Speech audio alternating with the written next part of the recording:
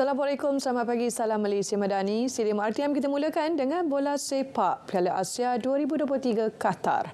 Skuad negara bermula dengan langkah kiri apabila pada aksi pembukaan kumpulan E tewas 0-4 kepada Jordan di Stadium Al Janoub. Mahmud Al-Mardi dan Musa Al-Tamari memberikan mimpi ngeri buat Harimau Melaya apabila masing-masing meledak 2 gol. Gol pembukaan dijaringkan Al-Mardi pada minit ke-12 menerusi rembatan lencung menewaskan Shihan Hazmi.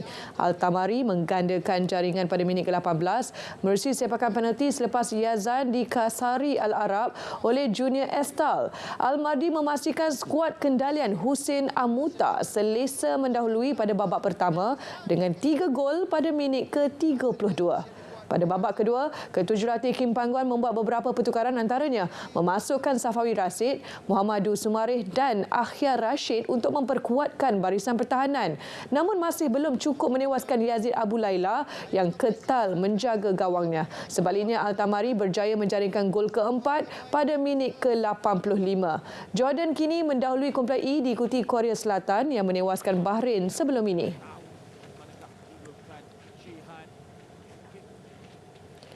Aksi lain, kumpulan D menyaksikan Iraq membuka saingan dengan membenam Indonesia 3-1 di Stadium Ahmed bin Ali. Skuad bimbingan Shin Tae-yong terlebih dahulu dikejutkan dengan gol pembukaan Muhannad Ali pada minit ke-17. Sang Garuda bangkit menyamakan kedudukan hasil ledakan penyerang muda Marcelino Ferdinand pada minit ke-37. Namun, Iraq berjaya menutup babak pertama dengan mendahului 2-1 hasil jaringan Osama Rashid. Skuad kendalian Jesus Casas terus menggasak pintu gol Indonesia akhirnya berhasil pada minit ke-75 menerusi pemain gantian Aiman Hussein. Kemenangan itu membolehkan juara edisi 2007 itu berada di tangga kedua kumpulan di belakang Jepun yang memiliki kelebihan gol. Indonesia bakal berdepan Vietnam pada Jumaat ini, seterusnya menutup saingan peringkat kumpulan D menentang Jepun pada 24 Januari. Kementerian Belia dan Sukan KBS mahu pengumuman elang bulanan yang ditukar kepada gaji menjadi pembakar semangat buat atlet di bawah program Podium RTG melayakkan diri ke Sukan Olimpik Paris 2024. Menterinya Hannah Yeoh berkata, melalui inisiatif tersebut, sudah tiba masa para atlet berusaha lebih gigih bagi melayakkan diri ke tamasya berprestij itu. Menurut Hannah, latihan sahaja tidak mencukupi kerana peminat dan seluruh rakyat Malaysia mahu melihat hasilnya. Jadi kita dah tak banyak masa lagi sebelum ke Sukan Olimpik Paris. Saya nak semua bertungkus lumus untuk pastikan satu, mereka layak dan keduanya, mereka betul-betul serius mengambil peluang ini kerana peluang ini bukan semua orang dapat dan bukan semestinya boleh pergi kali kedua nanti di Los Angeles. Itu sebab mereka kena ambil peluang ini dan betul-betul serius dalam latihan.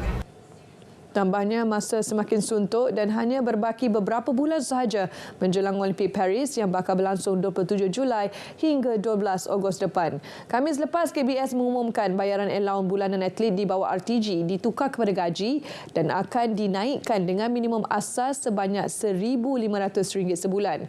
Ini menjadikan seramai 307 atlet dan 86 atlet para di bawah program itu menerima caruman kumpulan wang simpanan pekerja KWSP serta Pertubuhan Keselamatan Sosial Perkeso.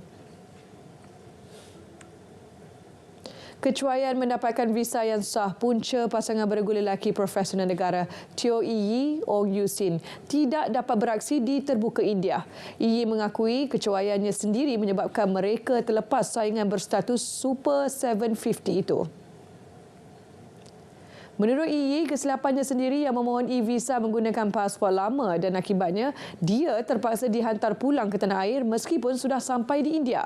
Yi berterima kasih kepada semua yang membantu uruskan perkara tersebut. Situasi ini sedikit mengganggu perjalanan Yi Yusin dalam memburu slot kelayakan ke Sukan Olimpik Paris Julai depan.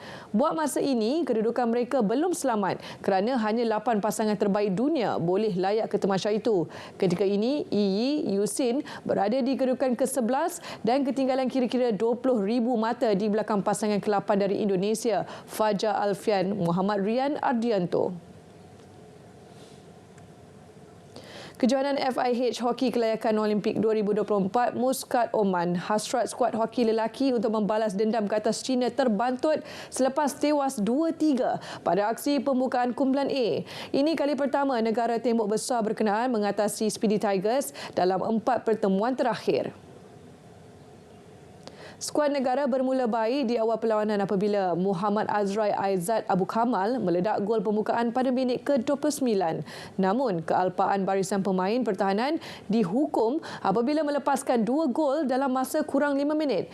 Lin Chang Liang terlebih dahulu menyamakan kedudukan menerusi penalti strok pada minit ke-31 sebelum Chow Jiming menggandakan jaringan selang 3 minit kemudian. Muhammad Razi Abdul Rahim berjaya menyamakan kedudukan 2-2 pada minit ke-47 hasil gol pukulan sudut penalti. Namun, Gao Ji Sheng memusnahkan harapan negara menerusi gol pukulan sudut penalti di penghujung perlawanan menjadikan kedudukan 2-3. Proses perobohan Stadium Shah Alam bagi pembangunan Kompleks Sukan Shah Alam KSSA tidak akan menggunakan peledak mahupun bom. Menteri Besar Datuk Seri Amiruddin Syari berkata, proses itu sebaliknya akan dilaksanakan secara manual dan mengambil masa yang panjang. Menurut Datuk Seri Amiruddin, proses itu akan dilakukan selepas urusan pengalihan substesen tenaga nasional berhad. Yang kedua, kita juga tengah selesaikan isu substation. Di sana ada substation TNB. Substation TNB itu membekalkan tenaga untuk stesen 13. Sekarang kita sedang ubah aliran itu. Kalau tak, nanti the whole stesen 13 akan bergelap lah. Sebab kita nak robohkan stadium. Jadi hal itu saya ambil pertimbangan dulu lah. Lepas tu kita tak buat dia. Kelulusan telah diberikan oleh pihak oleh pihak ABSA. Maknanya tengah proses alihan TNB tu lah. Kita tengah deal dengan TNB untuk alihkan. Sebenarnya kalau kita buat baru, dia akan ambil masa lagi setahun baru kita boleh roboh. Jadi kita alihkan dululah. Projek KSSA membabitkan kawasan seluas 76.08 hektar dijangka siap menjelang 2026.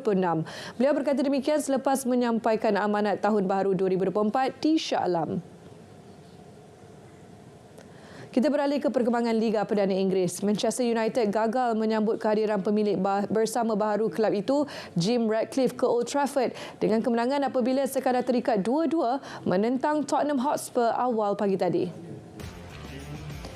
Beraksi di hadapan penyokong sendiri, skuad kendalian Erik ten Hag mendominasi perlawanan di babak pertama, membuka tirai jaringan seawal minit ketiga menerusi Rasmus Holland. Kelebihan itu tidak bertahan lama apabila pelawat berjaya menyamakan kedudukan hasil jaringan Richarlison pada minit ke-19. Marcus Rashford kembali meletakkan The Red Devils pada minit ke-40 sebelum menutup babak pertama perlawanan dengan keputusan 2-1. Kira-kira seminit selepas memasuki separuh masa kedua, Spurs kembali mengikat kedudukan menerusi jaringan Rodrigo Bentancur dan keputusan 2-2 kekal sehingga whistle penamat.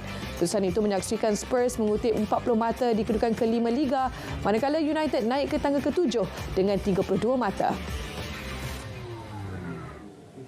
Real Madrid julang gelaran juara Piala Super Spanyol buat kali ke-13. Jaringan hat-trick Vinicius Junior di separuh masa pertama membantu Real menundukkan Barcelona 4-1 dalam aksi final di Riyadh, Arab Saudi. Dalam pertembungan El Clasico itu, Real nyata menguasai permainan. Vinicius menjaringkan gol dengan 2 percubaan jarak dekat pada minit ke-7 dan ke-10 sebelum Robert Lewandowski mengurangkan defisit Barca jaringan minit ke-33.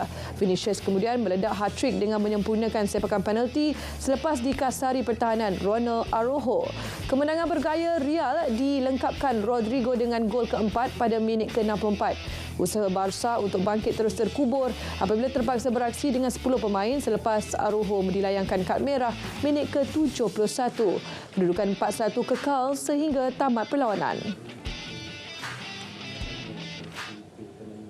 Sekian Stadium RTM dari Sungai ke Segara, Palestin pasti merdeka. Saya Fazim, salam Malaysia Madani, salam sukan untuk semua.